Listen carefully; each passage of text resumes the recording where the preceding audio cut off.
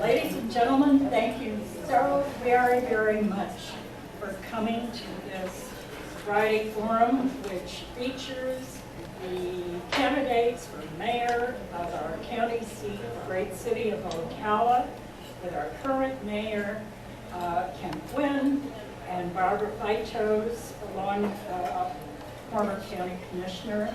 Moderator is an individual who knows as much about the county as few other people here. We're proud to introduce Brad Ryder.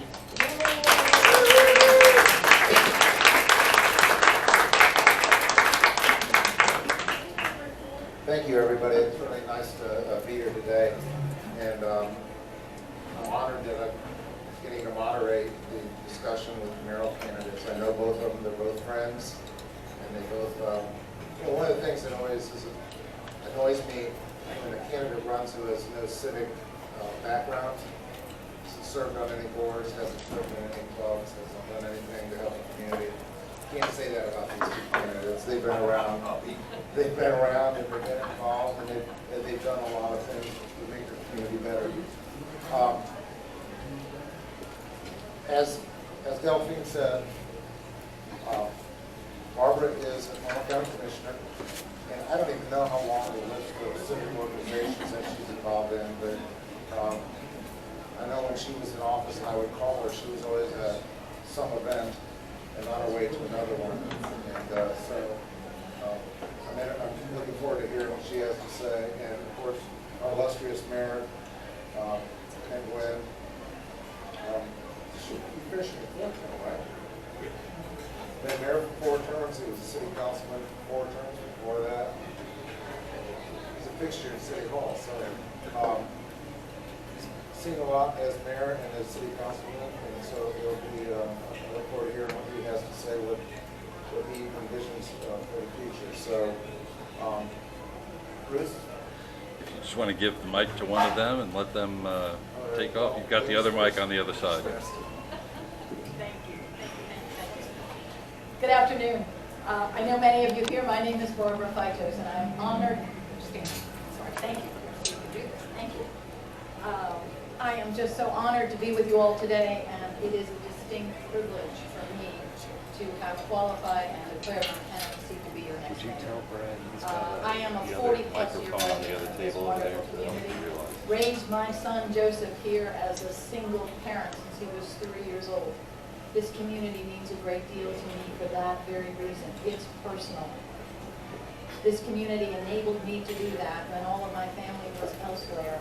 And so this community is not only my community, it's my family, it's my extended family.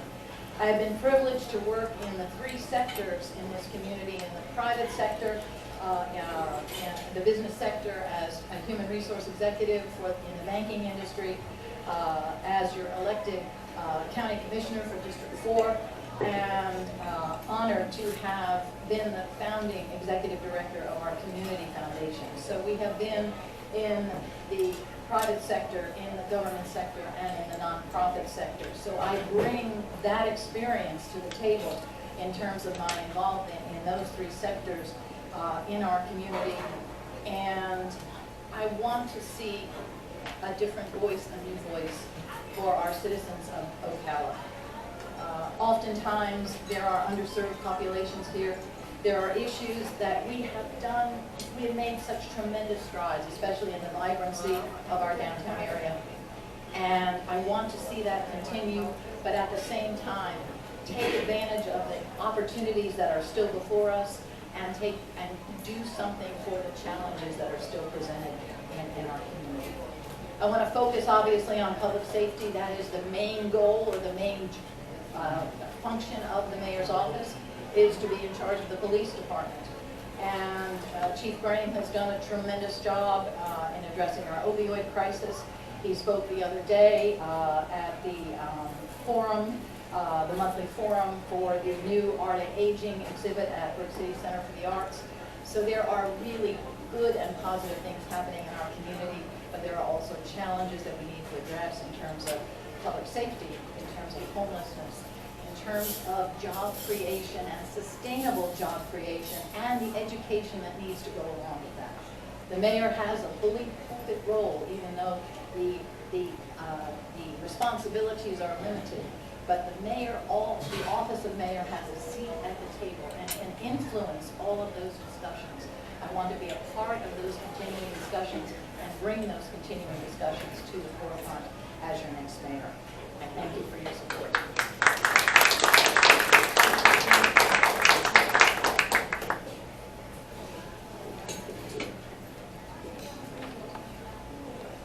Morning or afternoon.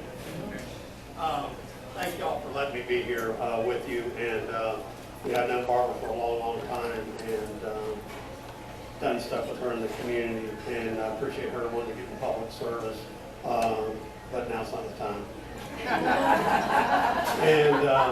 But let me tell you, I mean, she brought up some good points. I mean, as far as what the mayor's role is. I'll tell you some of the things I've done. But let me tell you about me first. I'm a fifth generation Ocalan. Grew up here, went to all the local schools, Oakcrest, Fort King, Forest, went to CF, went to FSU for a little bit, came back home, got in the banking business, fell in love with my wife, been married 39 years, 2 boys, got started in the insurance business 37 years ago. Somebody said, hey, why don't you run for city council? I did that in 1997 against Mike Finn, with the same reasoning she's telling you, and didn't win, which was great because I got to serve 2 years with Mike on city council. Did that for 12 years, and then Randy Ewers didn't run, and I thought, well, my term's ending, his term's beginning, so that'd be the perfect opportunity to do it. So I did that. One of the things I really like is the police department. I had years ago a policy called broken windows. I know here Henry's in here, and Virginia's in. He's been involved with the police in New York, and it's taking care of those little things before they become big things. One of the things we did with a lot of the overnight lodging and things like that, public lodging, the downtown area and throughout the city, we cleaned that up through that theory. Panhandling, we worked on that. Both those have been upheld constitutionally, one by Judge McCune, the other by Judge Ritterhoff. So we're cleaning those things up. Working with the U.S. Attorney's Office, DOJ, DEA, a number of those agencies. We're putting some very, very bad people away for long periods of time right now, 20 and 30 years. And I got that going. One of the things that I've been involved in the community, I was actually adopted. So I lived in Ocala all 4 months of my life. My mom was a 19-year-old girl that had me in New York, and her doctor said, hey, there's an organization called Children's Home Society of Florida. Go down there, they'll take care of you, and have the baby come back up to New York. We'll say you went to secretarial school. She's a good Catholic girl, and 19-year-old good Catholic girls in 1954 aren't pregnant.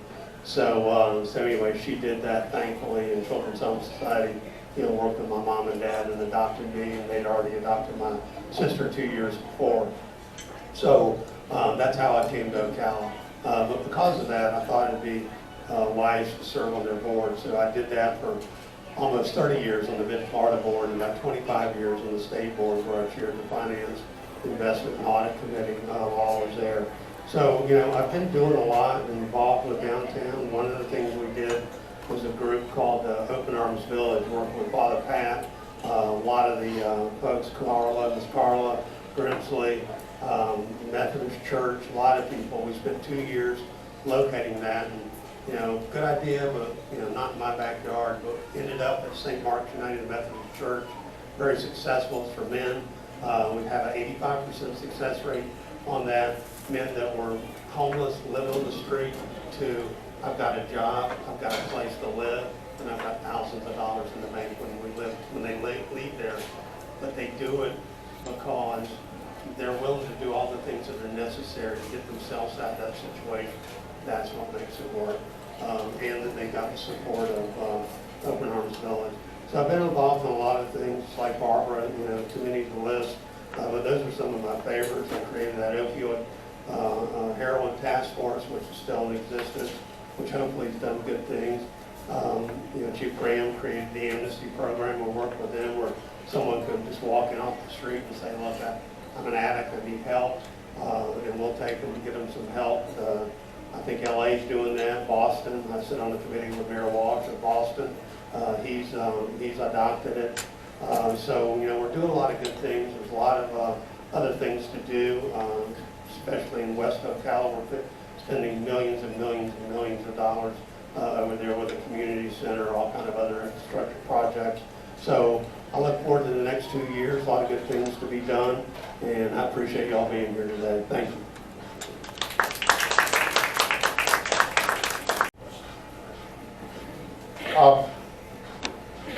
I'm not going to make a lot of editorial comment, but I will say this about the mayor's position. In all my years of covering public office, and I was telling Barbara this before the meeting, you know, we have a lot of people representing our interests. But I don't know that there's any more influential than the mayor. And as I was telling her, if you walk into a third grade class and ask them what a county commissioner is, they're going to look at you with a dumb look. Ask them what a school board member is or a state legislator. But you say, what's the mayor? I guarantee you those third graders know what a mayor is. And the mayor represents the city, and he represents something. Yes, maybe she in the future, but whoever is mayor represents the city, and it's amazing how it opens doors. And so what we're going to do now is we're going to open it up to questions from the audience.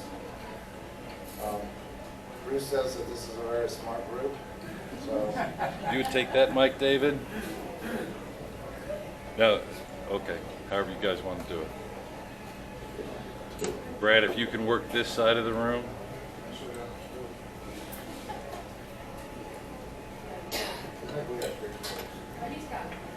Please identify yourself since we're being videotaped.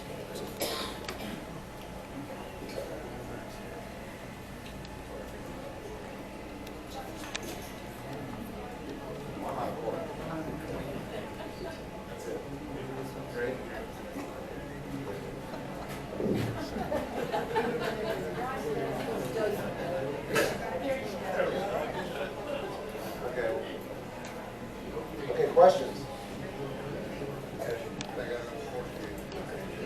I like that do-si-do. Hi, my name is Pat Keith. I'm a member of Bridges. Well, I greatly appreciate the service that both of you have accomplished in the past with your long-time work in Ocala. What I'm most interested in is what you plan to do in the future.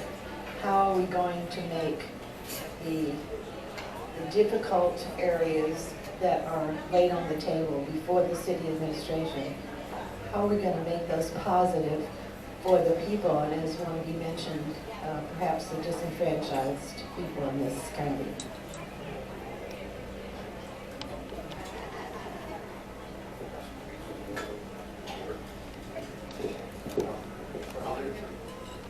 So, one of the things that I have been doing and continued, oh, I'm sorry. Sorry, Bruce. I got it. You look better that way, man. Thank you. I don't know about that. You don't have much to work with here. But anyway, so one of the things that I did when I first became mayor is Parkside, as you know, was a pretty tough neighborhood. There were a lot of drugs and things like that over there. So I told the police, I said, I want you there, and I want you to tell them, the drug dealers and the folks that are doing misdeeds, I said, tell them that we just took it back from them. It's ours now, and you need to leave. And so they came to us and said, well, what are you doing here? I said, and the officer said, well, we just took it from you. You know, you got to leave. And so we did that. We kept that presence up on and on and on. And I was in Washington for a U.S. conference of mayors, went to HUD and told them, I said, look, we cannot continue to have this apartment complex conduct themselves the way they're conducting themselves. You've got to have them get rid of people that are doing bad deeds. Look, there may be, there's not even 5%, there are a handful of people in the community, specifically West Ocala, like you were talking about, that are doing bad things to good people.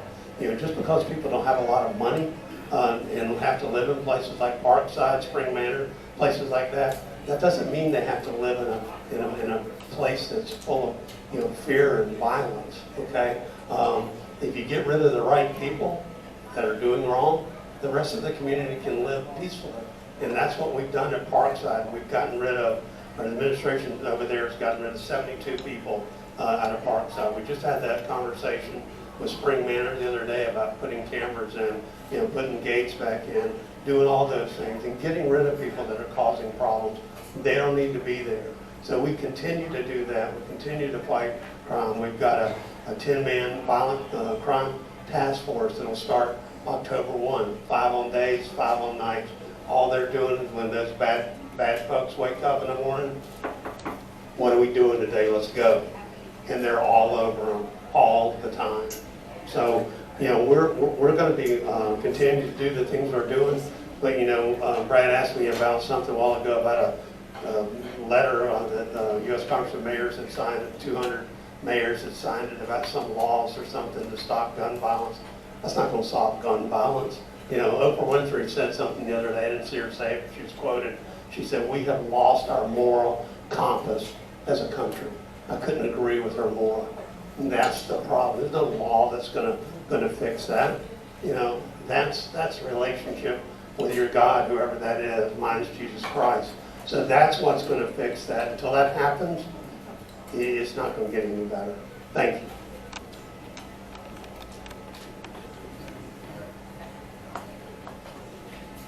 Thank you for your question. My emphasis is a little bit distinct from that of what the mayor just outlined. When I was county commissioner, I represented District 4, which was predominantly the Ocala National Forest. There are 6 different community groups out there that do amazing work for their citizens out there, for the children, for the elderly, for the homeless that are out in those very, very underserved areas. And we met every single month at a different location and brought all of the sector experts, and every single time we had someone from law enforcement there present that talked about the citizens' concerns in those different community pockets. I want to enhance community policing in the city of Ocala, and I want to do that in this way. Chief Graham shared with us the other day at the forum at Brick City that he has a very young staff relative to experience because of the retirement of so many of their senior officers and their senior officers, quite honestly. He is building an entire new police force. What a wonderful, wonderful opportunity to leverage that in terms of enhanced community policing in all neighborhoods throughout the city of Ocala, so that we can go in on a regular basis, whether it's monthly, whether it's bi-monthly, however often it needs to be, in the different sectors of Ocala, and listen to the concerns of the citizens, to hear what their concerns are, whether it's public safety related, whether it's homeless related, whether it's the issue of code enforcement or solid waste disposal or utilities, whatever it might be, and then do more of sector forums for all citizens, hold them at city council chambers, and bring the community together and bring in experts on water, bring in experts on whatever those main factors are. PPI just completed a study on homelessness, a signature study on homelessness, that talked about the main goal would be the governance issue relative to the continuum of care and the Homeless Council and all of those wonderful programs that are being done that the mayor referenced in terms of Open Arms Village, in terms of Hope Villas, and the tragedy of the shooting that happened there on Wednesday evening. Those things need to be addressed as a community. When I left office, Forest Advisory Council held a dinner for me and said to me, "You are the only one that ever gave us a voice." And I think that's what's needed. We do need, obviously, the law enforcement and all of the programs that the mayor just outlined. But more so than that, we need to have a visible presence of the mayor's office, the police, all of those sector experts that we can bring to the table to these different community meetings. And I think only in that way can we begin to address those concerns that each of those citizens have, and then take the proper measures to address those concerns.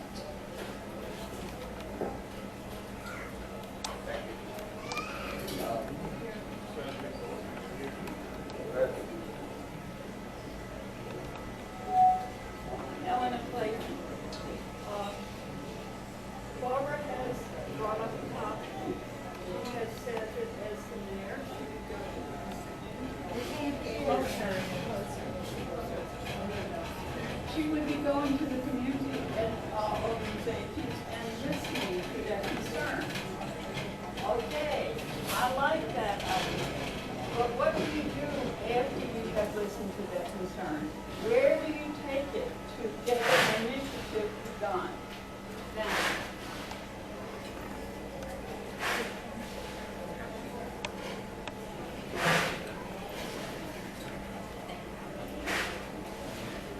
As both the mayor and I have said, the mayor's role is limited in terms of his or her authority over the police department. However, because the mayor has a bully pulpit, I really feel very strongly that in that role, we can bring those concerns to the appropriate parties that can address them. Whether it is the continuum of care that is dealing with the homeless issue, whether it is the chief of police that's dealing with public safety issues, whether it's city council who has to make all of the policy decisions about growth and job creation and all of those things that are of concern. The utility department dealing with water, the public works, the solid waste, all of those sector experts. It's a question of being the conduit to bring those things to the appropriate authorities who have the ability to change the policies and make them go forward. do you want And I'll address that too. You know, the mayor can only do so much. You don't have a vote on council, you can veto things, but you got to get the rest of the community to work with you, and you've got to get city council to, if you want an ordinance change, they're the ones that do the ordinance. If you want money spent, they're the ones that spend the money. If you want staff time utilized, they're the ones that say, we're going to let you use staff time to do whatever project it is, you know, that you want to do. But you can, you know, use your voice in the community to say, hey, look, I think this is important. I'd like for a bunch of folks to come together and do certain things. And it can be done. But you got to have, you know, council work with you on that. I mean, I've served 3 terms on the city council. I can't even, I wrote them down the other day. It's a dozen city councilmen that have come and gone that I served with. Mrs. Roots the entire time. So you have to have a good working relationship with city council, you know, to get those things done. Otherwise, it's not going to get done. But the police department, you know, council gives you that budget to run your police department with. So we've asked for other things for different cars and, you know, new employees. Council's been kind enough to do that. You know, they care about public safety, as everyone does. So you just got to have a good working relationship, you know, with the council to get a lot of stuff done and the community. And I think I've done that, you know, for all these years. So I continue to plan on doing that. Thank you.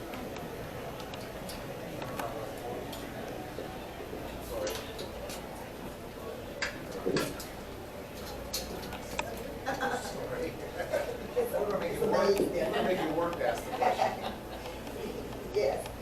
I'm always thankful for people who decide to serve. So I applaud you and certainly thank you. Someone already addressed West Ocala. We talked about that because that is the disenfranchised area of people. The whole area of 34475, so it's not just Parkside.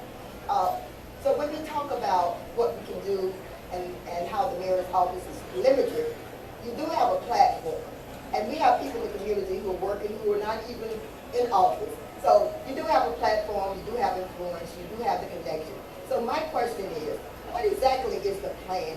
Because I've heard so much about what we're going to do for West Ocala, more specifically 34475, because that's where we have the higher crime rate, that's where we have a great population of renters. They're not home owners, they're renters, which means that area is unstable. So I'm still listening for the plan. We talk about what we have done, and we should applaud ourselves, the buildings that's going up or what have you. But people still do not have access to services.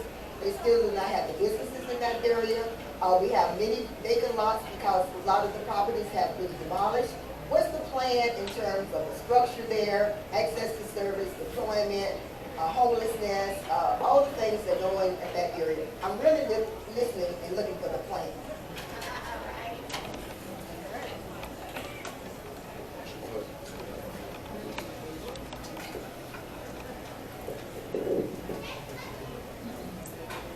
You're Dr. Brooks, right? Right. Good to see you again. So you remember when Councilwoman Rich and I stood out in front of your house before it was built, correct? And you came to council and we talked about all the homes that were there that were drug infested and that were being torn down, were blighted and dilapidated. And we talked about the problem was that there were absentee homeowners, correct? And so that was part of the problem. You know, you had a notorious drug house down the street from you that we cleaned up. You had the Gunsbys on the other side of the street slinging dope that we cleaned up, hopefully. But here's one of the things that I did. Working when this is the second year, and hopefully get past this year, I created came up with a state statute just because of what you told us. You said you want people held accountable for the homes that they have, right? And that's what this state statute's going to be. You're going to be responsible for the activity that goes on your place. I don't care if you live in Michigan and it's down here in Florida, wherever it is. If there's drugs being sold, if there's murders, if there's loud music, if there's whatever, we're going to cite it. We're going to claim it a nuisance, and you're going to fix it, okay? Or we're going to take it from you, and we're going to get rid of it. So that state statute was because of you, okay? And call Senator Perry, call Representative Stone. They're working on it. Make sure you tell them, make it the Barbara Brooks bill. I'm serious, because that's where it came from. It came from you. Our conversation on the street that day, that's exactly where it came from. One of the things too that Barbara talked about being involved in the community or having people be able to contact you and contact them. If you call and you ask for the office of the mayor,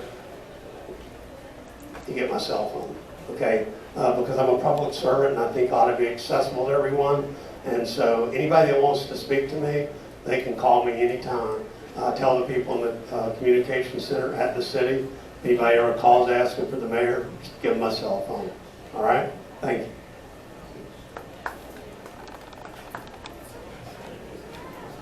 Thank you, Dr. Brooks. You and I have had many conversations as well.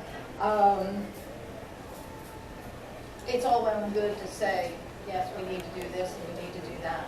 What's happening in West Ocala, especially in that 34475 zip code, there are pockets of wonderful things starting to be accomplished.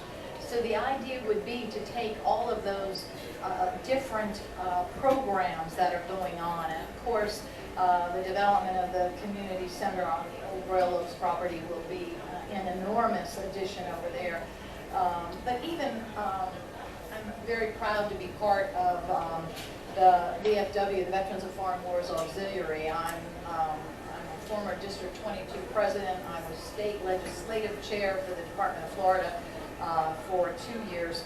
And so the wonderful things that are happening, even with the VFW post on the west side of Ocala, they have just developed their own, they have just purchased their own building. So they will have a presence over there and will do community outreach for veterans and the entire community over there. So you have what Estrella Bird Whitman is doing in terms of the clinic over there.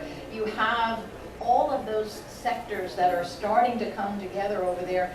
the thing will be to coalesce all of those different projects into one vision for West Ocala, for the 34475 zip code, and move all of those organizations forward under one umbrella so we can see some real progress being made. If there's additional funding that needs to be acquired either through the nonprofit sector or even through public sector funding, we need to take advantage of all of that and make sure that these burgeoning programs that have started come to fruition, because so oftentimes that's what happens. Good ideas start off, people start doing these marvelous things, and then either run out of steam for lack of funding, or someone moves, or something happens. We don't see them through to fruition. My commitment to you would be, we're going to see these through to fruition, and that's what has to be done.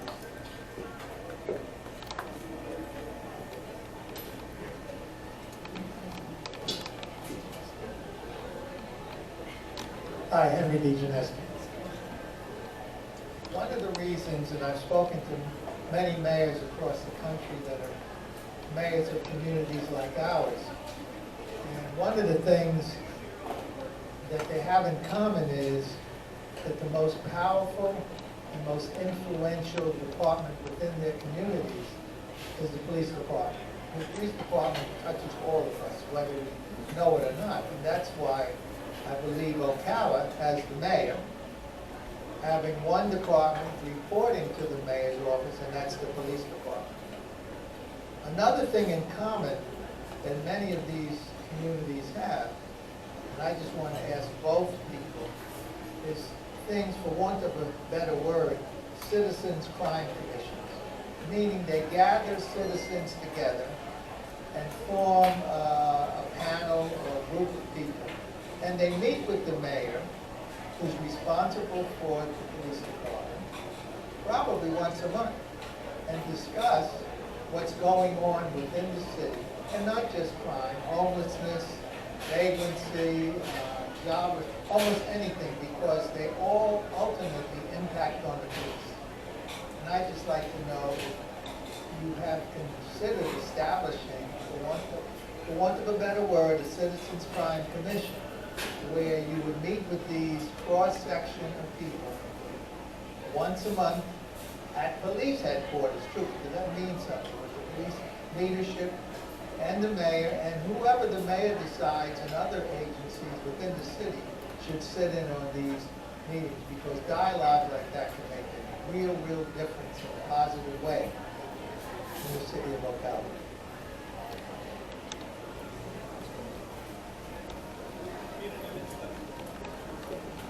Thank you. When Sheriff Emery Gainey was our interim sheriff, he put together a group of citizens for Marion County called the Sheriff's Advisory Council. I was privileged to be a part of that, and still am privileged to be a part of that today. Mr. DeGineski, along with our former Chief of Police, Maureen Dean, were the first co-chairs of that committee, that Sheriff's Advisory Council, and we put together a working plan for the Sheriff's Department in terms of their rebuilding and whatnot. Sheriff Woods continued it upon his election, and I am honored, along with Gorham Black, to serve as co-chair of that Sheriff's Advisory Council. Mr. DeGineski's idea is an extraordinarily valid one. It has seen positive results from doing it through the sheriff's office, and I would see no reason why we would not do the same thing for the Ocala Police Department. What Chief Gray mentioned the other day, and I'm sure the mayor can echo this, he meets on a weekly basis with his counterparts in Dunellen and in Bellevue.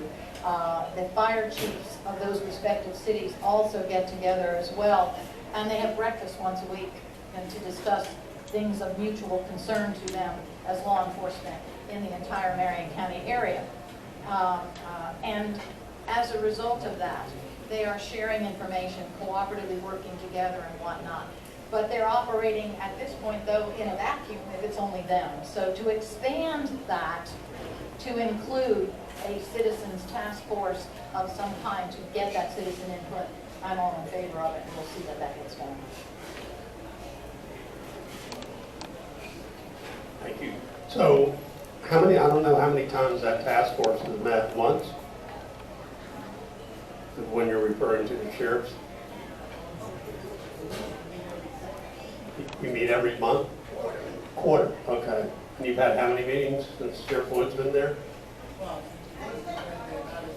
Okay, all right. So I don't have a problem with having a task force that we'd have to figure out, you know, what the purpose is of the force. I can tell you that, you know, the meeting that you were describing, that the chief was describing to you, where they meet at a restaurant down the road here, that discussion is not going to be discussed in the public. That's, we're chasing this criminal, you're chasing that, we need to work on catching him, her, whoever the case may be. So that's not going to be a public discussion. As far as having the community sit and tell us about problems that are going on in the community, in their specific neighborhood, sure. I mean, that, you know, that's why I give people my cell phone. I just got off the phone with a lady on the way here that had a problem over by Vanguard. There's shootings that are going on over there. One side of the street's the city, the other side of the street's the county. The Joint Drug Task Force is headed by the police department now. It used to be the police would take it for 2 years, the county would take it for 2 years. But now the school resource officers are headed up by the county, and we said we would take the Joint Drug Task Force. So I told her, I said, either way, ma'am, city, county, let me call the chief, or let me call, you know, whoever's involved in that, and we'll make sure that something happens on that. One of the problems, it's amazing that it takes so long to fix problems. You know, there may be things that are going on, and like with these shootings, I can tell you that there are things that are going on. I don't know about them. A lot of people don't know about them. The only people know about it are the detectives that are working on it, okay? Things like that don't get out in the public. So you may think there's nothing going on, but there are. But I don't have a problem listening to people. I do it all the time. Again, that's why I give them my cell phone number, and happy to work with anybody, listen to anybody, have them come to the sheriff's, the police office, go to the sheriff's office too, and talk about anything that we can talk about. And Ms. Brooks, I've had my office in 34475 for 20 years, so I appreciate your discussing that.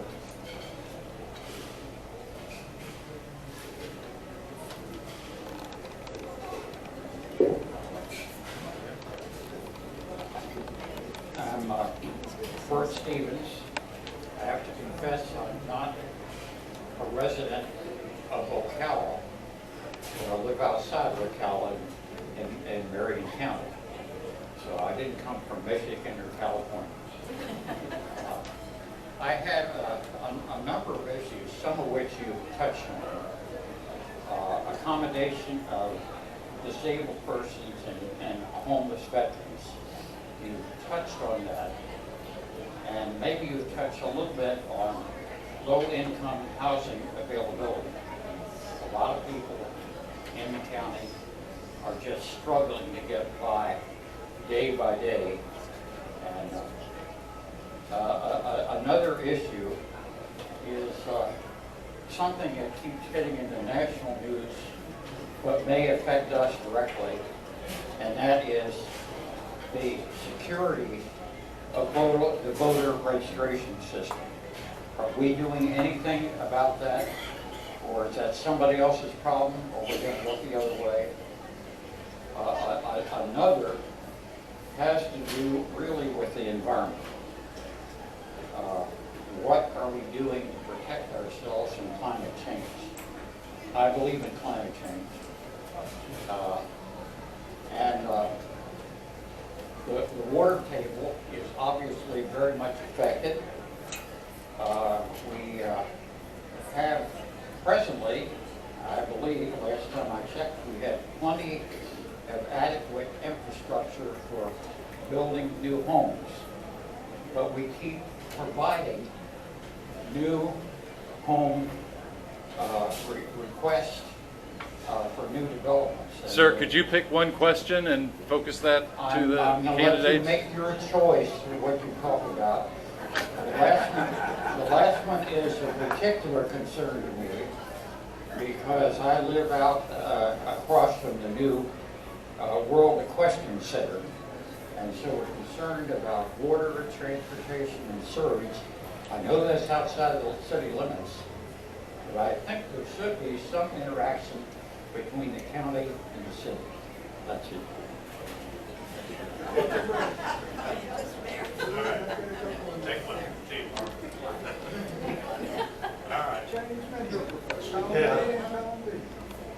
Well, I'll take the water reclamation. I'll take some of the aquifer issues, World Equestrian Center, and I'll touch on the I guess affordable housing. Let me start off with water. So one of the things that that we did back, I don't know how many years ago it was, 6 or 8. David could probably tell us, but we had an issue with the water management district said, you need to find an alternative water source. We got a 20-year consumptive use permit, which was amazing, which was going to be difficult, but we were able to do it. And then they said, well, you got to have a secondary source. So we drilled down, I think it was like 1,250 feet to the lower aquifer, and the water was different enough where they said, you know what, that's an alternative source. We'll count that. That's it. So City of Ocala has a tremendous amount of water. We don't waste it. We have programs all the time where we encourage water use and less use. My wife encouraged me that when I wash my hair. So yeah, we do all those things. The World Equestrian Center, while it is in the county, obviously it's going to have an impact on our community. I don't even know what the number is, the amount of money they've spent out there now in the hundreds of millions. I made the comment that it put the exclamation point on horse capital of the world. So it's going to be good. There'll be traffic issues, but I'm sure the Roberts will, fix those, whatever they may be. But, affordable housing, a lot of people describe it, in different ways. What's affordable for one person, maybe it's not affordable to another. The Habitat house that we did the other day, I believe was $80,000. There's some creative mortgages and things like that that you can do, with the government to make it affordable. This development that's going to go on out here on 35th Street, where Pine Oaks Golf Course was, that's going to be a certain portion of those homes are going to be, affordable. So there are a lot of things that are going on in the community that we're trying to create affordable housing. We know it's a problem. When John Curtis passed away a number of years ago, he was the one that was building the subsidized housing here, and nobody's really done it before. We've got 350 plus people on a waiting list for public housing. If someone were to do it, they'd make a tremendous amount of money. We've just been trying to convince people to actually build it. So, but you're right, sir. There's a great need for all the things that you touched on. But thank you for your question, and welcome to Ocala.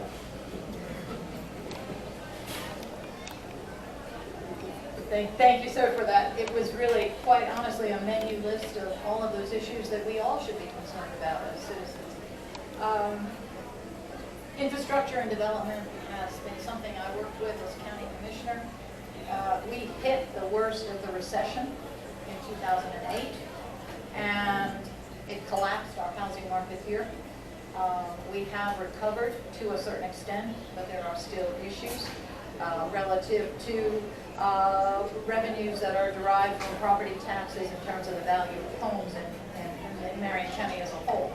In the city of Ocala, I am pleased to see that there are people who are beginning to do pilot projects on the west side of Ocala in terms of building affordable housing. A question came up at one of the other forums to the city council candidates about the issue of gentrification in the West Ocala market. And again, the West Oaks development on the old Pine Oaks Golf Course is one that people express concern about. The response was basically about code enforcement and things like that, but what the mayor was referring to most recently in terms of the statute that will make owners, even absentee owners who rent their properties, accountable for what happens on those properties is another good first step that we need to address in terms of helping that situation. But the West Oaks development is 1,500 homes, 20% of which are going to be required to meet affordable housing standards. So that will be a positive direction in terms of that fairly substantial housing in the Ocala city limits. 20% of the 1,500 homes are going to be required to meet affordable housing standards. That's. Why don't they all have the NRA? Pardon me? Why aren't all of them meeting that standard? It's dependent on how it's built into the development agreements that are made with the developers. So, you know, within the city limits, within Marion County, et cetera, et cetera.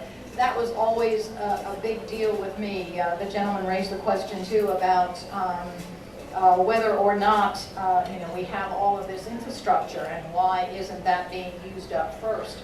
That infrastructure that's in place and the number of housing starts are developable lots. The question of being able to develop them is the question, because they don't have access to services, they don't have water and sewer necessarily readily available. So all of those factors come into play when they start making those decisions as to whether or not we need to expand those services. The mayor, for example, was vociferous in his opposition to the development of the annex property on the old Red Oak Farm and the Ocala Stud property, and the issue of water and sheet flows of water out there. You know the flooding that occurs out at Westbury and all of those properties out there. Those drainage retention areas at Westbury are huge. If you look at them, they look like mini lakes along the side of the road there on 475. So water issues are going to be something that we must address as a city, because of the fact that if you look at all of these torrential storms that we've had, these downpours that we've had recently, being able to absorb all of that storm water is going to be an issue because of the flooding that we have already seen. So we need to start addressing the infrastructure relative to water and water retention and the flow of water within the city limits of Ocala. And I want to make that a priority as far as protecting our key environmental resource. I said at one point when I was county commissioner, if we don't preserve the water, the rest is all moot. And that is so true even today. So thank you.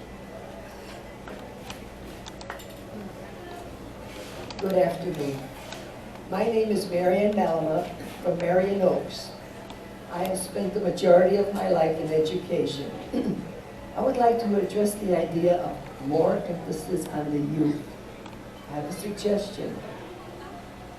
But before I give the suggestion, I come from up north. You could not graduate junior high nor high school unless you had taken courses in civics. Wow. I come down here, we need to have emphasis on civic education in Ocala. Never mind the rest of them, well, we're right here, civic education in Ocala. So I have a suggestion. Brad started out by saying, what does the mayor do? Wonderful. As an adult, we're aware of what the mayor does. Now let's get to the youth. How about if once every quarter, the mayor goes to another high school and says, hi, I'm mayor, here's what I do, and then explain to the students their responsibility as far as voters, that we have a constitution. Many people in today's government have no idea we're under a constitution. Everybody knows what I'm talking about. So therefore, as a mayor, you go and you gather, I'd say with the high school, and say, I am the mayor, here's my vision, blah, blah, blah, blah. You as the youth, here's what you can do at an early age to get involved so that we can have the accomplishments of what we're talking about. A vision without the youth is a useless vision, trust me. Mary, you got a question? So my question is it possible that you would seriously consider going monthly, quarterly, whatever, to high schools and emphasizing civic education? Thank you.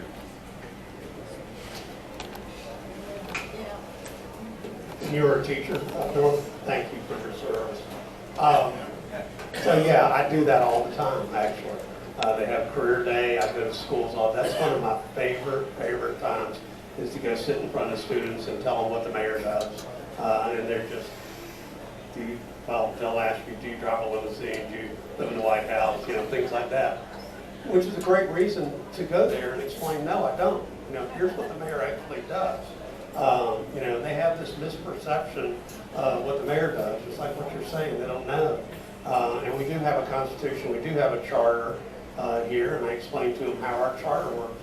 And our charter works a lot like, the three branches of, government, the legislative, judicial, and the executive. And the executive branch is like, the mayor, who oversees the police department, and the president oversees the military, and the legislative bodies, the city council. We used to have an actual municipal court judge, and that was our judicial branch. So our charter was done, back in the 60s. So, when you talk about like constitution issues, we put our hand on the Bible, raise our right hand, and swear to protect and defend the Constitution of the United States, when we take office. You don't get to do it a lot of times, but right now I'm in the middle, of a federal lawsuit because I asked our community to pray along with our chief for 2 little children that were shot in a drive-by shooting. So that's in the appellate court right now, waiting for a decision. So, you're right. If you don't know what your constitutional rights are, I can take them away from you pretty easy, can I? Right? And you don't even know it. And you'll say, that's okay. So yeah, you're absolutely right. There needs to be more education. There needs to be work, along with the school board to do that. But the teachers always invite me to come to their classroom and speak. That's one of my favorite times, is being the mayor, to meet with children and talk to them about what the mayor does. Thank you. Thank you. I couldn't agree more that we need to do more with our youth. And it's more, it's that, but it's also creating an environment of education for our youth that prepares them for not only the jobs that we have today, but the jobs that we want to attract here tomorrow. When the Community Foundation put together a wonderful, wonderful program for the middle school students called Youth Philanthropy in Action. And it basically was going into the middle school's classrooms, the 8th grade classrooms, because those are the transition years from going into high school versus going from middle school into the high school environment, where community service and service is very much emphasized for our students. But part of the training is a 6-week curriculum, and it talked about all of the sectors in our community. The business sector, the government sector, the philanthropic sector, and how they all interact and work together. So the idea being that you can educate those students on what it means to be a good citizen and what it means to be a good community member. And that program has been wildly successful under the auspices of the Community Foundation Youth Philanthropy in Action. Altrusa has done the Reading for Literacy for years and years and years and years, and was an award winner because of that. There are amazing programs going on at the Marion Technical College, the old CTAEA, on developing our working populations in terms of the jobs that are, the skills that are needed for the jobs that are here today. But we've got to start early, and if we don't start early with our youth, and again, the role of the mayor in having that early pulpit, absolutely essential. Was when I was county commissioner, went out there all the time. As executive director of the Community Foundation,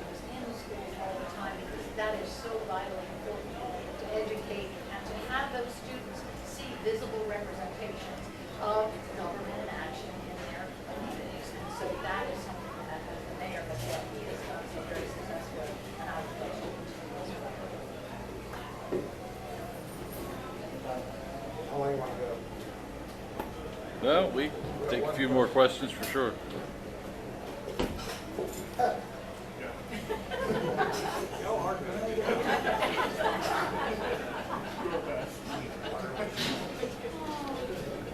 Okay. Barbara, this correlation between work programs and poverty and low housing and homelessness, what are we actually doing, for instance, in Dr. Brooks's community to provide training for work, and what jobs are available here and do we have some social programs that, or industries here where we can place these people for better opportunity?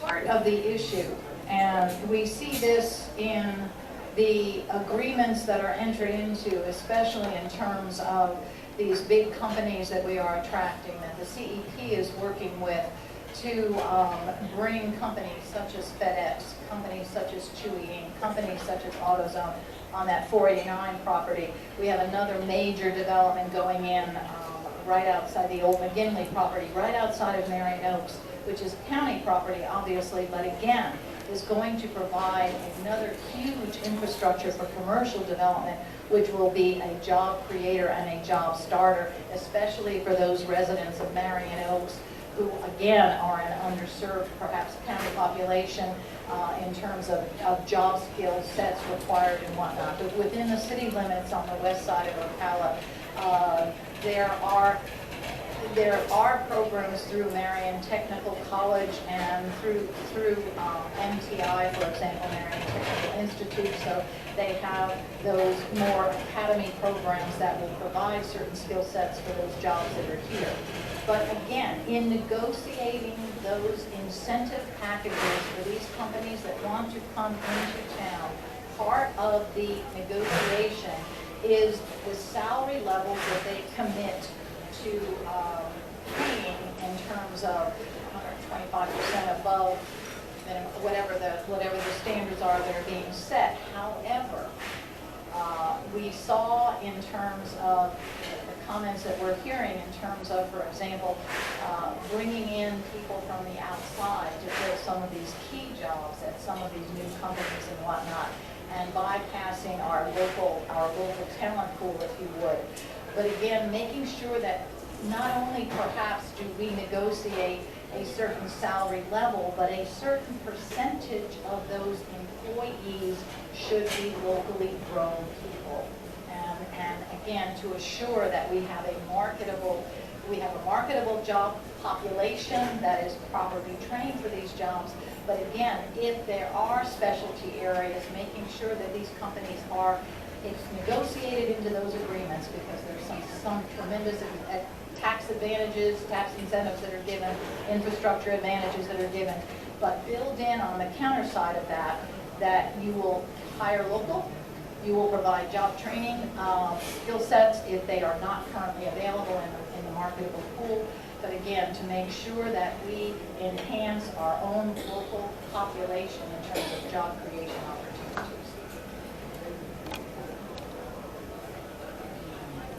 So, one of the problems that we found here, and business owners talking to me, is there's more jobs than there are people who want to work. There are a lot of people out there that say they want to work, but when they tell them what the job requirements are, okay, I'm not going to do that. So that in and of itself, is a difficult thing to inspire people to want to work. But some of the things that Barbara talked about with MTI, Marion Technical College, a lot of those are job trainings for a lot of jobs that are here. One of the things the community college is doing, they've got a CDL training class, or getting a CDL training class where people can get their license. Those jobs pay from $60,000 to $90,000 a year. You get a job at Cheney Brothers, they pay between $60,000 and $90,000 a year to drive a truck.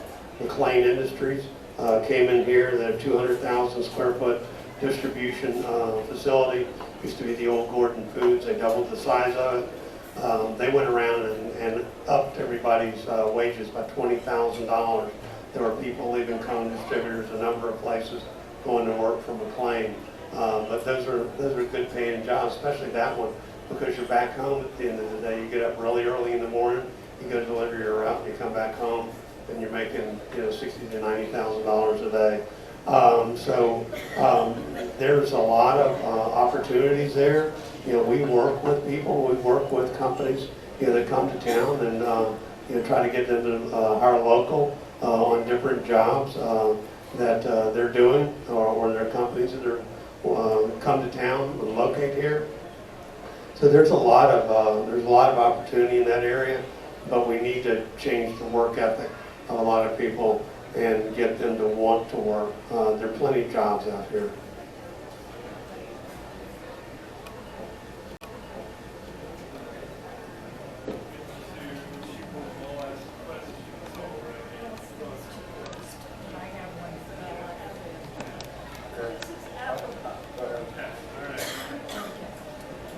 So, realizing that the mayor is the person who is involved with our law enforcement, and understanding the current events that are going on at the present time, does our police department have any kind of agreement with ICE?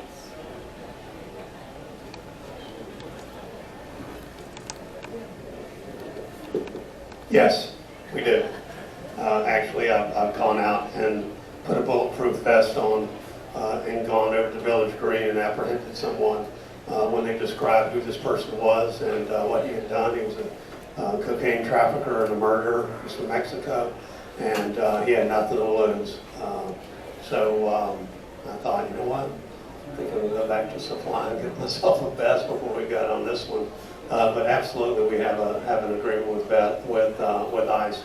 So when Sheriff Woods or we arrest people, they report that person if it's someone that's illegal to ICE.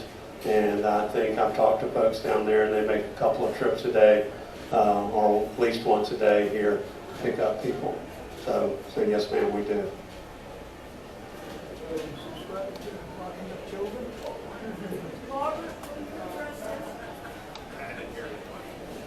We subscribe to Locking Up Children, putting them in cages. If we're supporting that, we're supporting that. I'm sorry, I'll shut up.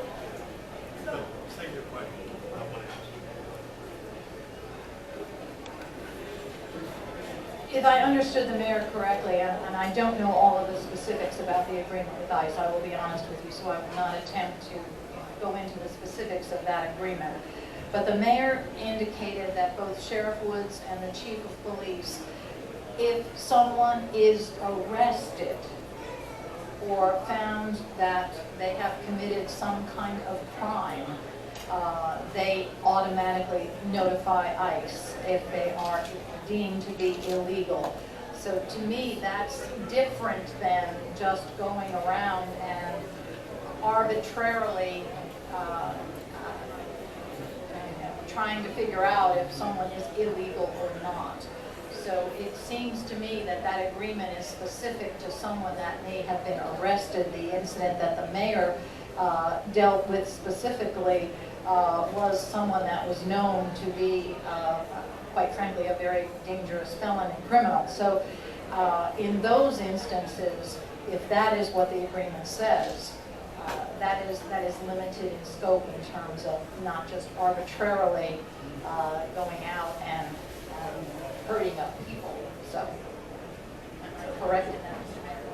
Yes, yeah, that's an important question. Let me address that. So yeah, they're not going around looking for people, just picking them up. I was at a mayor's conference one time, and if you Google my name and illegal immigration, you'll see the article. It was me, Mayor Walsh from Boston. They were, ICE was talking about, what they do and this, that, and the other. And they were trying to get people, and they were trying to get the Republicans to disagree with what President Trump was saying on this particular issue. And I said, there are a lot of nice people. They're here illegally, but they're great people. They work on horse farms.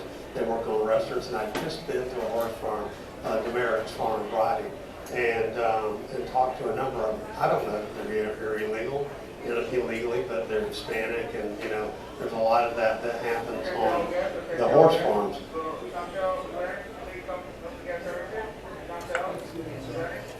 Anyway, I thought that was over here. I'm sorry. So anyway, so I said that, and fast forward 2 weeks later, the director of ICE is on the news, and he's saying, there are a lot of fine people. We're not looking for them. We're looking for, like Barbara said, convicted criminals that are in your community, that are killing people, that are doing all kind of bad things. That's who they're looking for, which validated what my comment was, that there's a lot of good people around that they're not doing anything wrong. They're just working. They're just here illegally. So anyway, does that help answer your question? So our police department would not be involved if ICE decided to make a raid independent hearing from the police department? If they called us and said, we need your help, yes, we would help them. In what way? In whatever way they ask us to help them. Depends. Like we went out and got a man that was a murderer and a cocaine trafficker that was here in our community. A raid is not going to make specific people who have criminal backgrounds. It's trying to get in the whole population and see if we can find anybody we want to get rid of. Well, no, that's not what we're doing. We're getting rid of bad people that would kill you. That's who we're getting rid of. We can leave them here and send them to your house if you want, but I don't think you want that. But Barbara, do you want to address it? The only thing I want to say is, as I said, I don't know the specifics of the agreement with ICE, so I really can't comment on any further than what I've already said. I do know, though, that, for example, the mayor referred to the population, especially those that are working on our horse farms. There are any number of wonderful programs that are being done, probably at the county level more so than the city level. For example, Guadalupana, which is the wonderful community out there on Highway 40 that is sponsored by my parish of Blessed Trinity, that deals with faith-based services, medical services, health services, and whatnot to the population that is working on our horse farms, and also the migrant population that is harvesting our crops that are rotating from community to community throughout the state. So those things are being done, and that's the positive emphasis. And they are also assisting with immigration status as well for these folks.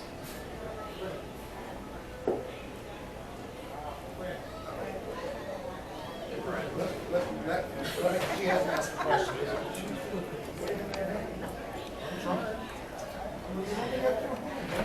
Hi, my name is Sharon Pliska, and I'm a member of Bridges. And I am a member of the Monument Committee, which is involved with bringing home our monument from the Equal Justice Initiative in Montgomery, Alabama. We have filled out the application. The only thing that's holding us up going to get the monument is we have to have a place to put it. When we bring it back to Ocala, we have to have a place to put it. And they won't release it to us until we do have a place to put it. My question to both of you is, how do you feel about bringing this lynching memorial back to Ocala? And it's identified 19 people in Marion County who were lynched in the Reconstruction period, and the latest one was 1937. We have identified 27 people, but they don't jive with our records. So my question to you is, how would you feel about bringing that memorial back into Ocala and helping us find a place to put it? Because we have gotten very little cooperation from the county commission.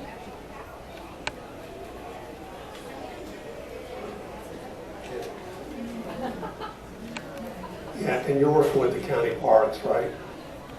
The county parks and recreation. Is that who you're working with? No. Yeah.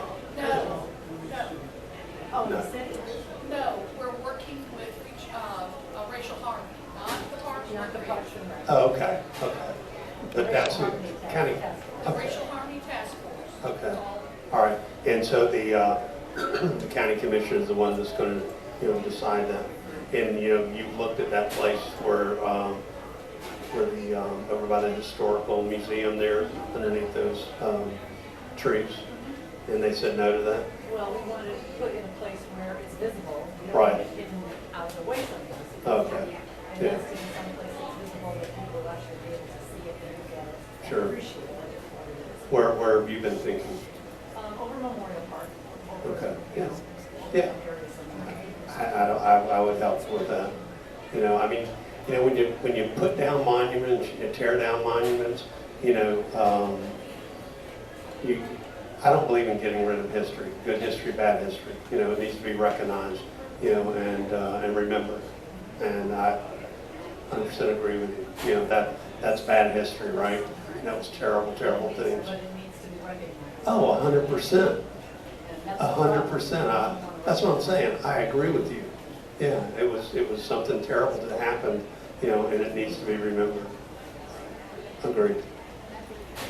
Oh, and let me tell you one thing. I tried to help a little 4-year-old, 11-year-old boy that called me that his family was being deported, and they had like 14 days to get out of the country. I called someone at ICE, and they said, Mayor, we've been working with them for a year. They were supposed to be gone, a year ago, but it's just time to go, and there's nothing else we can do. So, yeah, those situations exist, and they call me on my cell phone, and I help.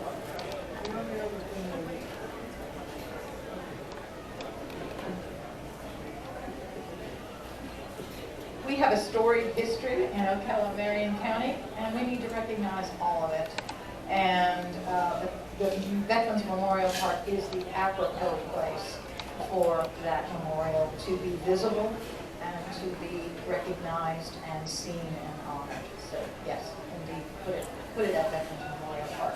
And whatever we can do to help assist in formulating and getting the appropriate levels of permission through the county commission, I would be all in favor of advocating for that.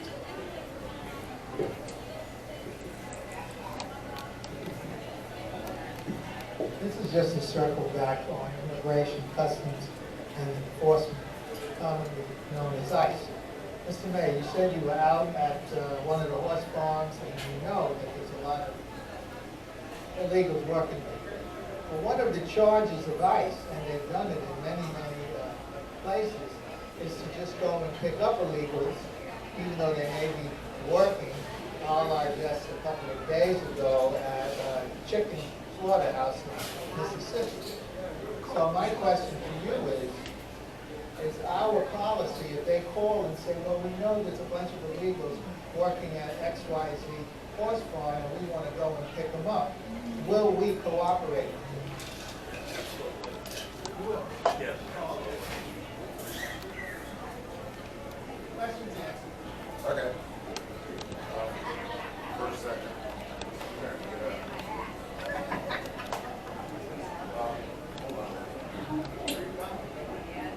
Sorry, ladies. Record challenge. You ready? We appreciate so much the education that Barbara and Kent have given us today. But there's also on this paper the reflections on the role and challenges of local newspapers, which I thought maybe Brad was going to talk about. And because we don't have much time left, could we possibly get to that? Let her ask a question. Lenny Rodolph. I was just confused as to why you wanted to establish a separate Confederate Veterans Day. Let me say something. No, You were asked that Vanessa, let him answer the question.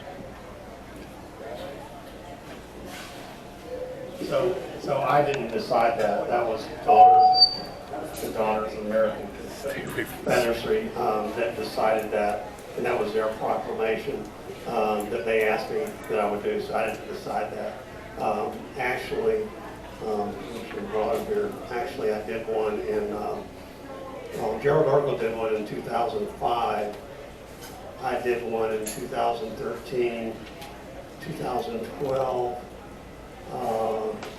2014 and did the one in 19, and then the county commission did one 2 weeks prior to that, and not one word of complaints were voiced about any of those ones that were done previously. So Let the man answer the question. Let me answer the question. So if the goal was to have no one know about the Confederate Memorial, there wasn't a good job done by that because it became a national news story. And quite frankly, it really wasn't about that. It wasn't about that because if it was, there would have been the outcries when we did the other proclamations, and people would have been over at the county commission complaining to them. And I asked Commissioner Stone the other day, I said, did you get any complaints? And she said, none. So it was to make me look bad. That's what it was. And like Mr. Rich said, how dare me not do the International City of Peace and do this. So that's what it was about. So, Well, some of us were out protesting on the square. So right. there were complaints. Well, I know there were complaints on this one, but why didn't you do it in 2012 and 2014 and 2013? We were not made aware of it. Well, I mean, I can't help that, And were you over at the county commission then? And when you lobbied the state to have them remove it as a state holiday, what was their response? You haven't done that? I have no idea. Okay, you should do that. Back to my question. Let me be very brief. As I have said earlier, it is the mayor's prerogative to issue proclamations of any kind from any request from a citizen to do so. You can say yay or nay. And the mayor elected to say yay to a proclamation on Confederate Memorial Day. That this whole issue of the Confederacy has been an issue in Marion County and Ocala for a while now, dating back to the issue with the statues and the flag and everything else. To my way of thinking, to issue a separate proclamation for Confederate Memorial Day is ill-advised simply because National Memorial Day recognizes all veterans regardless, including those that fought for the Confederacy. It's redundant at best, especially given the fact that it is an insult and to a large segment of our population in Ocala, and is ill-advised and redundant and unnecessary, and it caused unnecessary pain and conflict, and again, put us on the map for the wrong reasons in terms of the national news cycle, et cetera, et cetera, et cetera. There are so many more positive things that are happening in Ocala that we don't need to be known for issuing proclamations for Confederate Memorial Day, when there is so many more positive things that the mayor has seen are accomplished, that we don't need to do that.